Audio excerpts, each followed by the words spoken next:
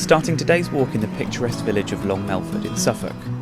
The village has its roots dating back to the Roman period, but I'm here to admire the medieval architecture before making my way south in the direction of Sudbury.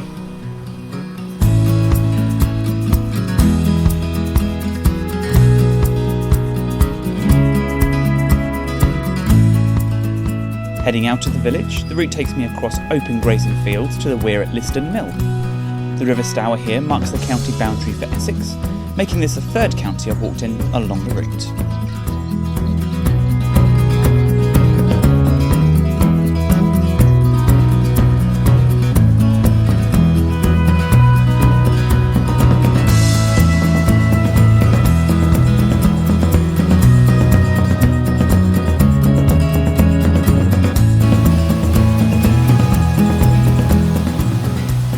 It feels a shame to be leaving Long Melford so soon. It really is a beautiful, quaint English village, but we've got quite a long walk ahead of us today and there's still plenty more to see.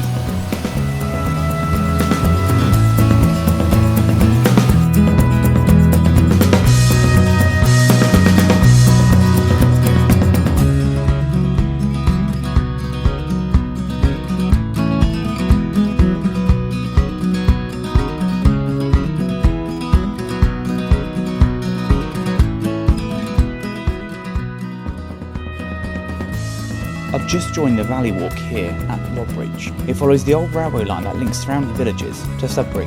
It's a popular route through a precious conservation area, which includes the Water Meadows, which we'll see up ahead shortly.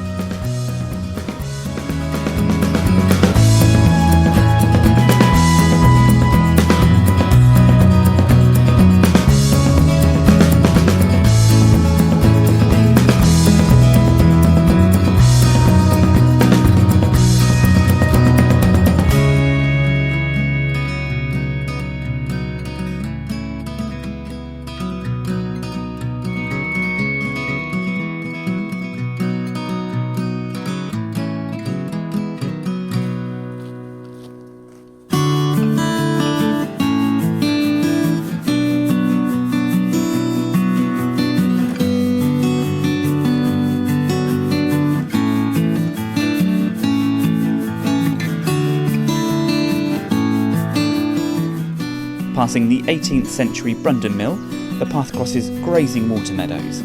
These meadows are really important to a vast array of wildlife, including the species of dragonfly and damselfly, as well as rare species of birds like the kingfisher, which can be seen fishing from overhanging branches.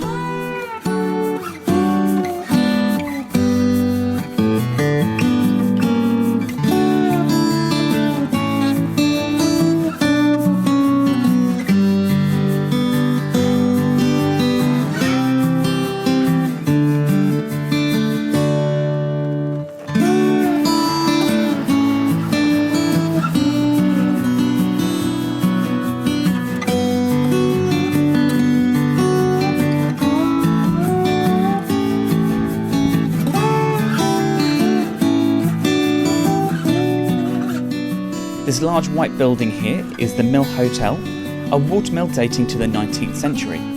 According to the Domesday Book, a mill's been located here for at least 1,000 years and likely has Saxon origins.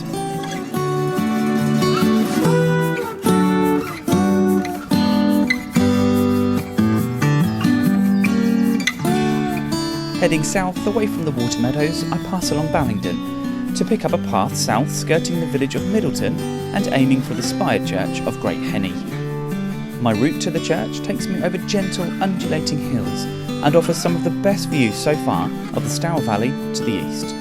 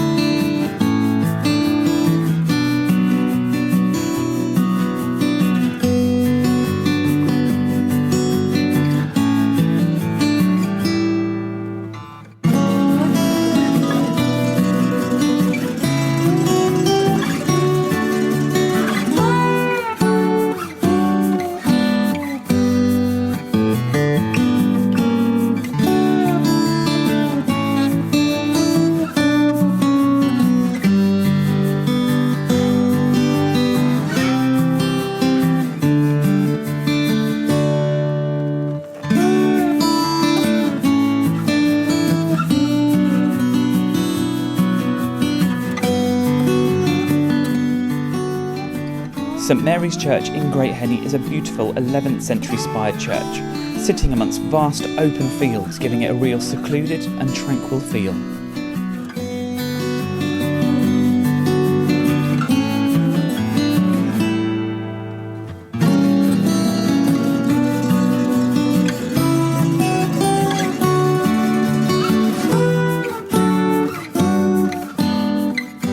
A few more gentle, undulating hills leads me down to the tiny hamlet of Lamarsh, with its spired 12th century church and nearby moat to a former manor house. The Stour Valley Path passes over the Sudbury to Markstade rail link and follows a trackway which runs parallel to the river, with numerous World War II remains along its bank.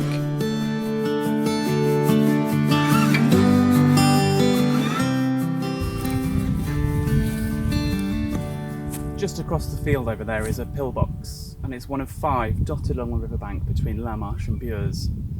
Although no real use today, they do stand as a monument to those who fought in the war all those years ago.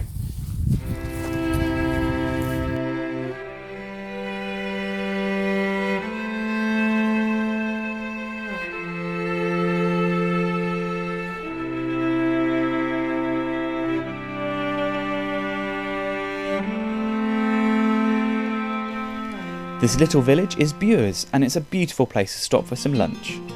It's also where I crossed the Stour a couple of times, briefly into Suffolk, and then back into Essex at Bures Mill. The history of the mill is largely unknown, but believed to have been built sometime in the early 18th century.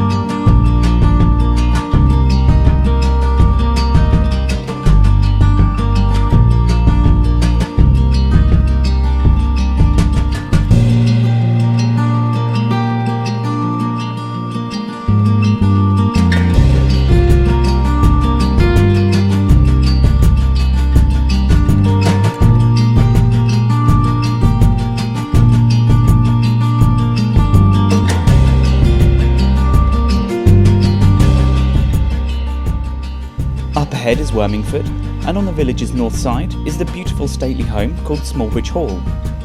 Built in the mid-16th century, the hall overlooks the River Stour, with its moat being fed from its waters.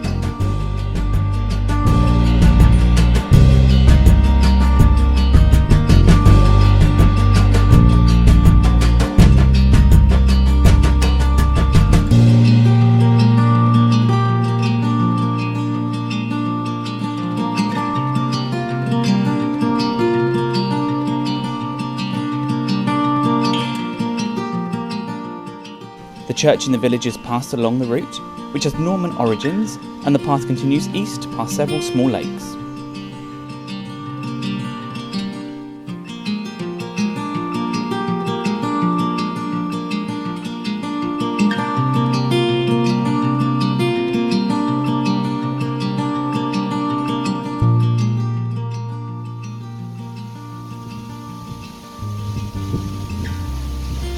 About a mile or so ahead is the village of Nayland.